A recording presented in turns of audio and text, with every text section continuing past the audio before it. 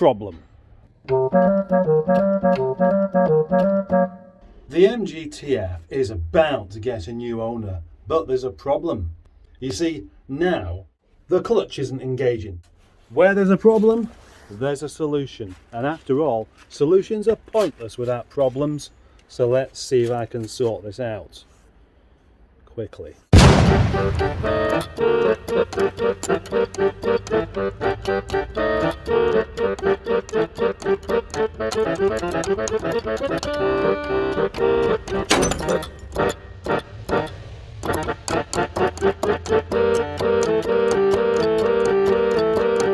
Hello.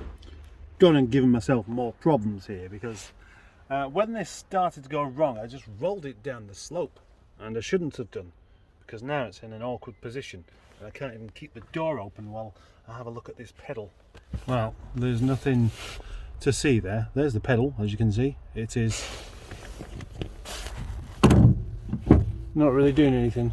Well, it'd be nice if suddenly it's not going to do it. It should just spring back up. Where's the springy action?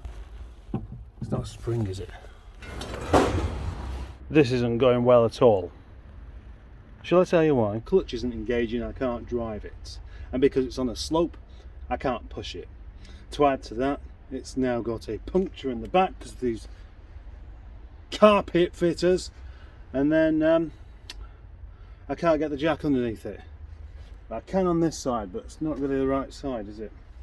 So what I'm going to have to do is jack it up on this side, stick a wheel underneath it, then jack the other side up, stick two wheels under that, and then hopefully I'll be able to get to something I can't quite understand anyway. The jack's in the way of the wheel. Yeah, they've woken up.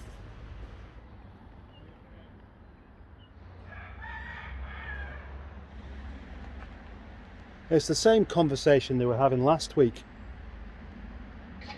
They must have very short memories. I reckon that'll do. Come on, Mr. Mitch, let's get some more wheels. Mr. Mitch the trolley. Sometimes called Sean.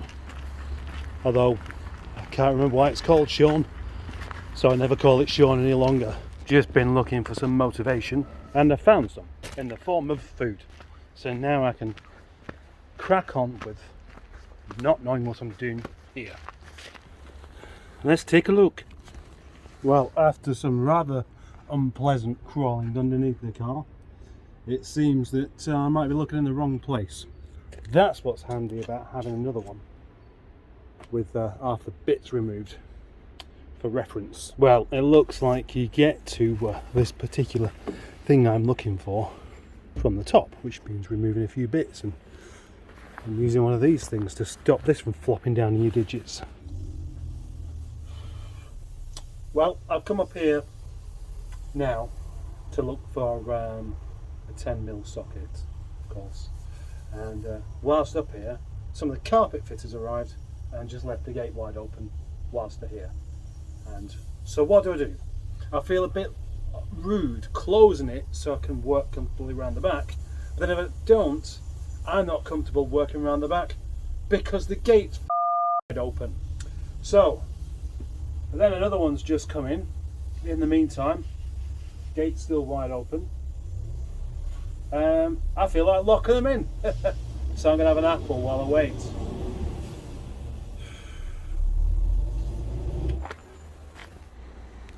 One last bolt to undo, but it's under there. It's not been done up properly because it's been cross-threaded. It looks a bit stuck to me. There we go, that's the engine cover off. It's only just occurred to me actually that you've got to do that just to top up the oil. I reckon there's a bit of a design flaw there. By the power of Grey Skull and Marmite on toast, I happen to have found the problem. Yes, look deeper. Look deeper. Look a bit deeper if you can. It's a bit difficult to look any deeper. Can we see that? That plunger thing appears to be bent, and there's bits of rubber seal popping out of the gas, well, out of there. Can you see that? It's definitely not right, that. I believe that's the problem. The cause of the problem could well be that rusty looking thing just there. So I'm going to spray it up and see if I can manually move it around a bit. Well, it looks like I don't really need the car jacked up on the back like this after all. And to work on it from the top makes it more difficult because it's high up. So I may as well get the car back onto the ground and carry on working from there.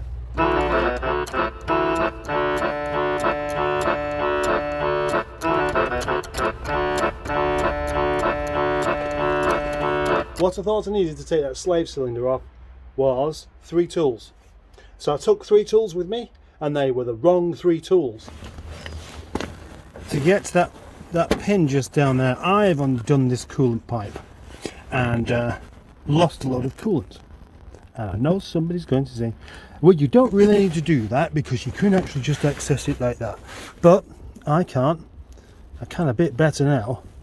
I don't know why I can do it a bit better now, but I can. Well, I've got that pipe undone, that one there. I've taken the retaining clip off and that's disappeared. And I've started to undo these 13mm bolts there, and I've lost my socket because it pinged off. It's not even like it's going to be easy to find now, is it? I guess I should have just used this lefty loosey tool to start with. That's better. Yeah. Well, there it is. I've got it off. Now this thing was sticking out and the seal was trying to escape. And I fixed that. But the actual rod has now fallen out down there. Which means my only hope of retrieving that part, plus the clip and my 10mm socket, would be to tow the car out the way. Unless Mr. Sticky Magnet can actually find his way to grab these bits. Gosh, good old Sticky Magnet's a very, very useful tool indeed. Well, I would like to stick all that back together today, but something else has to be done, and that something else is going home so I can make food for my little family who are expecting me quite soon. So I'm going to have to just return to it tomorrow, along with the other things I haven't got done. If you're still watching, these are excellent beers from Lidl. Get some. Well, the traffic is certainly abysmal, which is nothing new.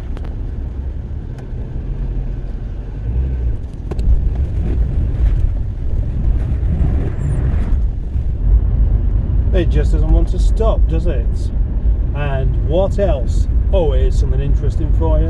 On Facebook, just the other day, somebody posted a picture of all this traffic on this area and said, isn't it about time we had some traffic lights at the bottom of Kiln Lane? And then somebody rather eloquently pointed out that the traffic was caused by temporary traffic lights, not the roundabouts. Roundabouts are good, traffic lights bad. Yeah. Part 2 of this will be tomorrow because I do need to get that finished off mobile again, because I really want Steve to buy this car. Yeah, I want people to buy my cars. I want people to buy stuff off of me. But it is particularly nice when somebody well known, like Steve, comes along and buys a car off of you. I presume so. It's never happened before. Yeah. Good luck to me tomorrow. Then also, I do need to deal with that window regulator on Gladys. But tomorrow, I'm not going to be promising to go home early. No, I'm just going to stay out late, like a bad boy, like a really naughty boy that I am. It was rather exciting, wasn't it? No, the MGTF is notoriously awkward on the clutch because of these clutch arm things that start to seize up with lack of use. And of course, that car was sat in someone's garden for a couple of years, and then it got fixed, and then it was sat at my friend David's for many months, and then it's been at the yard where it has been moved around a little bit, but that's about all. Oh right, I've finished this video, haven't I? I don't really need to do any more. In fact, if I do any more, I'll be kind of verging on being annoying. So don't forget to subscribe to this channel if you haven't already. What happened to I had a little video clip that I made begging people to subscribe that I thought I could put everywhere, and then I used it a couple of times, then forgot. Right, yeah, that really is the end of the video. Okay, and thank you very much for watching, and do like and comment, etc. and bye-bye. Please don't forget to do this and this as well before you leave. Thank you.